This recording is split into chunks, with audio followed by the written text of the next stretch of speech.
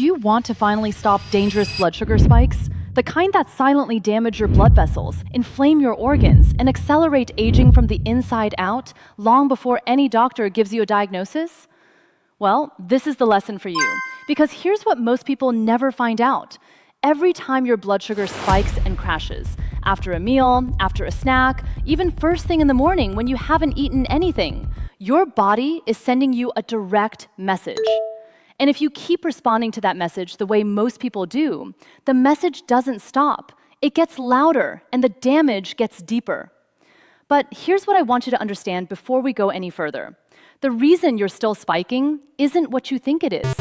You could cut out soda. You could stop eating bread. You could count every single carb on your plate, check every label, and avoid sugar like your life depends on it. And you will still be spiking. Why?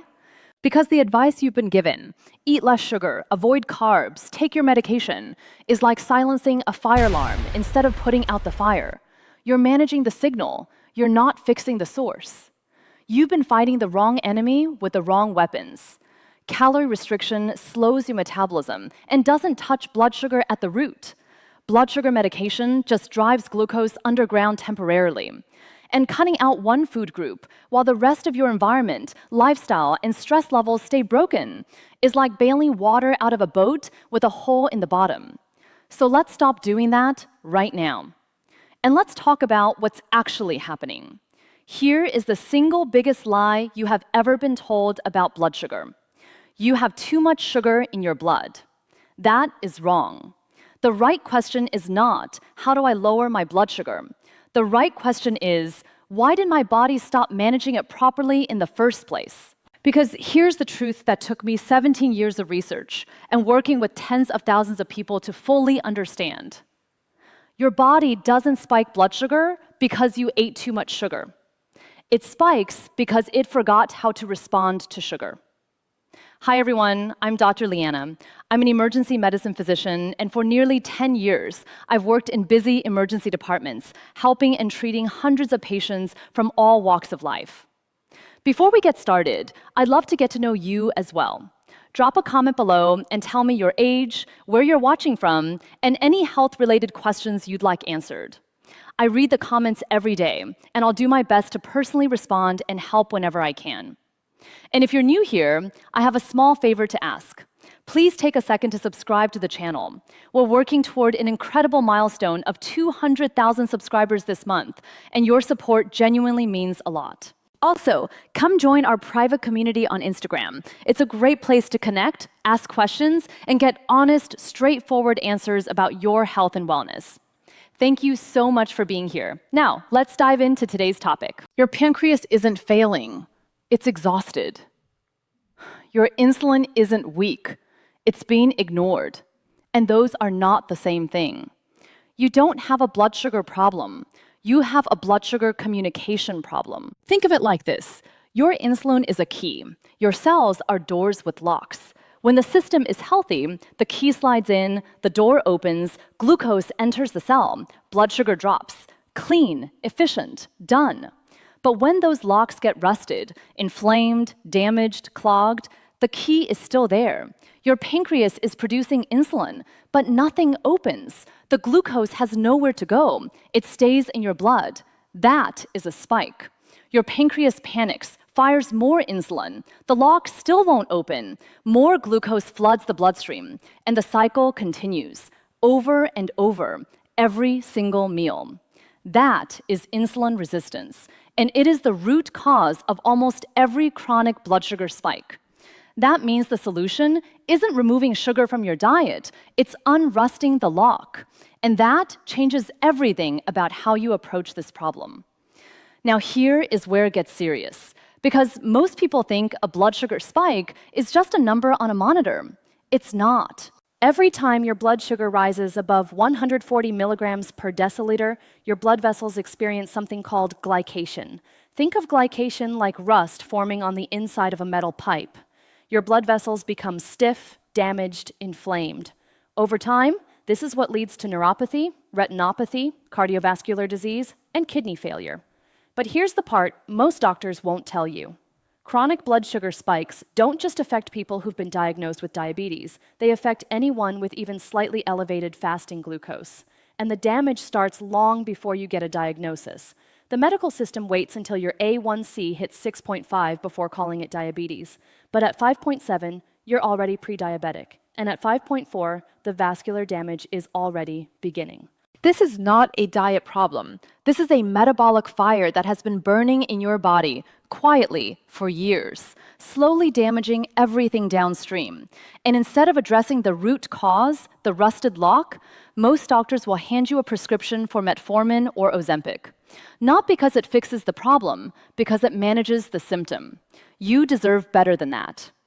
This is why researchers in Japan, a country with one of the lowest rates of type 2 diabetes and metabolic disease in the developed world, took a completely different approach to this problem.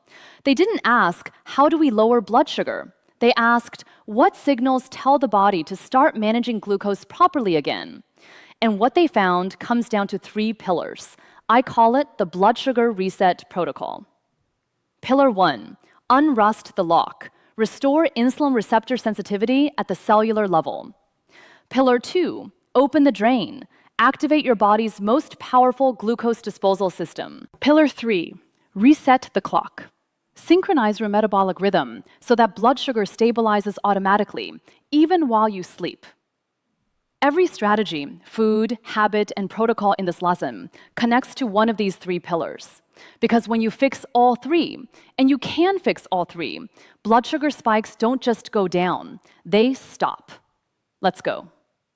Restoring insulin receptor sensitivity.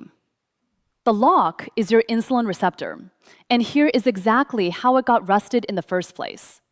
Chronic inflammation, elevated cortisol, seed oils, high fructose corn syrup, environmental toxins.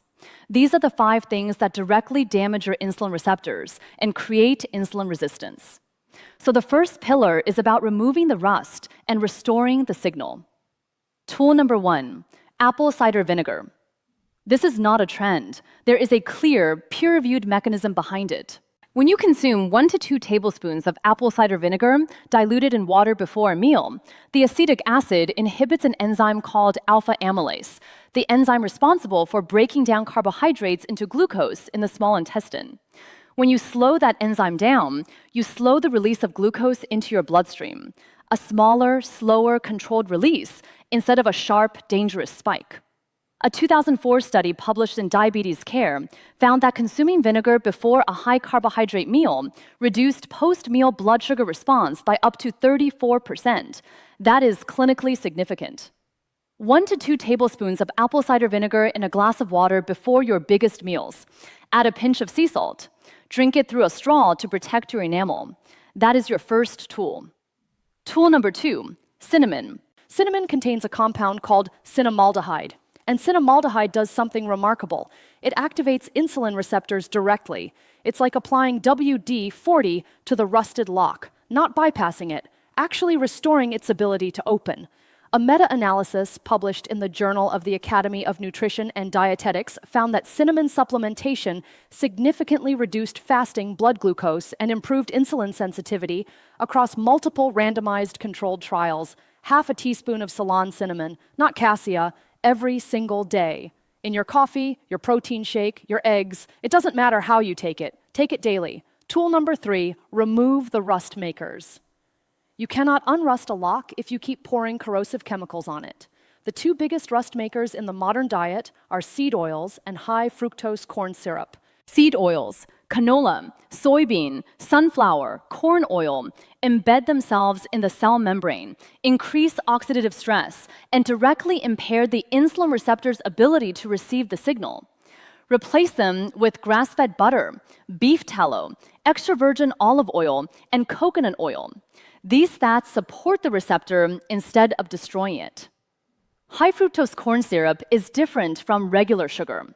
Unlike glucose, fructose is metabolized almost entirely in the liver. Excess fructose overwhelms the liver, causes fatty liver disease, raises uric acid levels, and is one of the most potent drivers of insulin resistance in the modern diet. Fructose doesn't just spike blood sugar, it breaks the system that manages blood sugar. And here's the thing most people don't know. High fructose corn syrup has hidden names. Corn syrup solids, crystalline fructose, fructose glucose syrup, glucose fructose syrup. It shows up in products marketed as healthy. Check the labels. If any of these names appear, that product is working against your blood sugar every single time you consume it. Muscle as your glucose disposal system. Here's something that nobody tells you about blood sugar. And when you hear this, it is going to change how you look at your body permanently. Your muscles are the most powerful blood sugar management tool you have. Bigger, more active muscles mean lower, more stable blood sugar. Here's the mechanism. Your muscles contain structures called GLUT4 transporters. Think of these as drain pipes for glucose. When your muscles are active, contracting, working, moving, these drain pipes open to the surface of the cell. Glucose floods from the bloodstream into the muscle. Blood sugar drops. When your muscles are sedentary, the drain pipes close. Glucose has nowhere to go. It stays in the blood. Blood sugar stays elevated. Picture your body as a house after a rainstorm. Blood sugar is the water coming in. Your muscles are the drain in the floor. When the drain is open and clear, the water clears fast, no flooding. When the drain is closed or blocked, even a small amount of rain turns into a flood. Blood sugar spikes are flooding. Your muscle is the drain. The more muscle you have, the bigger and more efficient your drain. The bigger your drain, the faster blood sugar clears after every single meal for the rest of your life. So how do you open the drain right now? Tool number 1, the post-meal walk. The fastest, most immediately accessible blood sugar tool available to any human being on the planet right now is this: a walk after every meal. A 2022 study published in Sports Medicine found that just 2 to 5 minutes of light walking after eating reduced post-meal blood glucose by 17% compared to sitting. A 10 to 15-minute walk reduced it by up to 30%. This is not a metaphor. This is a biological mechanism. When you walk, your muscles contract. When your muscles contract, GLUT4 transporters activate independently of insulin. Glucose enters the muscle cell, bypassing insulin resistance entirely. The rusted lock is irrelevant. You found a side door. The protocol. As soon as you put down your fork, not 20 minutes later, not after you digest, as soon as you finish your last bite, get up and walk. Around your block, around your house, even light movement counts, 10 minutes minimum. The closer to the meal, the more powerful the effect. This one habit, applied consistently after every meal, is more impactful on blood sugar than most medications, and it costs nothing. Tool number 2, resistance training. Walking opens the drain temporarily. Resistance training makes the drain permanently larger. A 2013 meta-analysis in the Journal of Strength and Conditioning Research found that resistance training reduced HbA1c in type 2 diabetics by an average of 0.67%, comparable to the effect of first-line blood sugar medications. You don't need a gym. You need your body weight, gravity, and 30 minutes 2 to 3 times per week. Squats, push-ups, rows, deadlifts, compound movements that recruit the largest muscle groups. The more muscle fiber you engage, the more GLUT4 drain pipes you build. Every rep you do is a permanent investment in your blood sugar disposal system. This is compound interest for your metabolism. You build it once, it works for you 24 hours a day, 7 days a week, for the rest of your life. Tool number 3, green tea. This is where the Japanese approach connects directly to Pillar 2. The catechins in green tea, specifically EGCG, epigallocatechin gallate, have been shown to increase GLUT4 translocation in muscle cells. In other words, green tea helps move the drain pipes to the surface of the cell so glucose can enter more easily. But here's a warning. Bottled green tea is a scam. That is sugar wearing a health halo. You want organic matcha or sencha only, whole leaf, maximum catechins, 1 cup per day. The natural caffeine activates the engine. The EGCG opens the drain. 1 cup, one powerful signal to your entire glucose disposal system. Circadian blood sugar rhythm. Most people have never heard of this concept, and it is the missing piece that makes everything else in this protocol work better. Your blood sugar is not just controlled by what you eat, it is controlled by when you eat, when you sleep, and what your cortisol is doing at every hour of the day. Here's the hidden blood sugar spike that most people never find. It's called the dawn phenomenon. Every morning between 4 and 8 a.m., your body releases a surge of cortisol. Cortisol signals your liver to release stored glucose, glycogen, into the bloodstream. This is biological design. It was meant to give early humans energy to function at sunrise. But if your sleep is poor, if your circadian rhythm is disrupted, if your cortisol is chronically elevated, that morning glucose release becomes a flood. You wake up with blood sugar in the 120s or higher without eating a single thing. That is not a dietary problem. That is a circadian rhythm problem. And no diet on earth fixes a circadian rhythm problem. Think of your metabolism like a symphony orchestra. Every hormone is an instrument. Your circadian rhythm is the conductor. When the conductor is present, when your sleep is deep, regular, and properly timed, every instrument plays in harmony.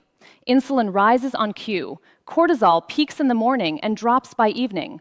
Blood sugar is managed like a perfectly rehearsed performance. But when the conductor is absent, when you're sleeping 5 hours, looking at screens until midnight, eating dinner at 10 p.m., every instrument plays out of time. Cortisol spikes at 2 a.m. instead of 6 a.m. Insulin resistance increases overnight, and you wake up the next morning with a blood sugar spike that has absolutely nothing to do with food. The circadian reset protocol. 1. Morning sunlight within 30 minutes of waking. Step outside. No sunglasses. Let natural light hit your eyes and skin. This anchors your circadian clock, suppresses night-bleed cortisol, and sets the timing of every hormonal cascade for the next 24 hours. A study from the University of Colorado found that morning light exposure significantly improved blood glucose regulation, independent of diet or exercise. 2. No food within 3 hours of bed. When you eat close to sleep, your body cannot enter deep, restorative sleep while simultaneously digesting. Core temperature stays elevated, cortisol stays raised, blood sugar stays dysregulated. You wake up spiking. Make your last meal a minimum of 3 hours before your bedtime, non-negotiable. 3. Cold bedroom, 65 to 67 degrees Fahrenheit. This is where research places the optimal temperature for deep delta sleep, the sleep stage where growth hormone is released. Growth hormone is your single most powerful anti-inflammatory, insulin-sensitizing hormone. Without deep sleep, growth hormone release is impaired. Without growth hormone, insulin sensitivity stays damaged. Without insulin sensitivity, blood sugar spikes at every meal, regardless of what you eat. These 3 practices are not sleep tips. They are blood sugar protocols that operate through sleep. I want to tell you about the most powerful blood sugar medication ever discovered by modern science. It has 0 side effects. It has no drug interactions. You cannot overdose on it, and it is completely free. Researchers have published hundreds of studies on it. The evidence is overwhelming, and pharmaceutical companies cannot patent it, which is exactly why you have never seen a commercial for it. You have never been told to ask your doctor about it, and most doctors have never once prescribed it for blood sugar management. You're probably reaching for your phone to look it up right now. You might be thinking it's some obscure compound found in a Japanese plant, or a specific peptide, or a newly synthesized pharmaceutical agent. It's muscle. Skeletal muscle tissue is the most powerful glucose disposal organ in the human body. A study published in Cell Metabolism found that people with greater lean muscle mass had dramatically lower fasting insulin, lower HbA1c, and significantly reduced risk of developing type 2 diabetes, independent of their body fat percentage. Read that again. A muscular person with some body fat has more stable blood sugar than a thin, sedentary person with low body fat, because the thin, sedentary person has no drain. Every pound of muscle you build is a permanent upgrade to your blood sugar management system.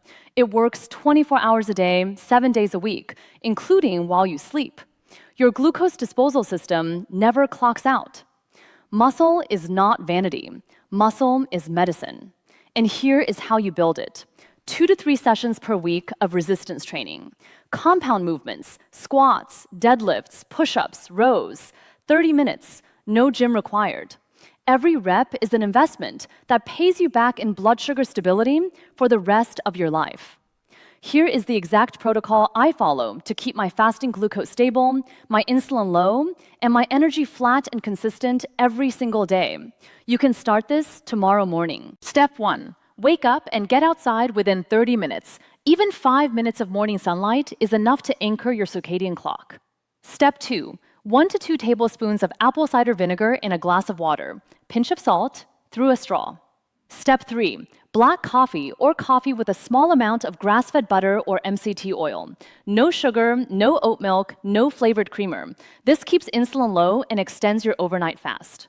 Step 4. A high-protein, high-fat breakfast. Not cereal, not oatmeal, not toast. Steak and eggs and bacon. A protein shake with unsweetened coconut milk. Greek yogurt with seeds. Protein and fat first. Here's why. Research from Weill Cornell Medicine found that the order in which you eat macronutrients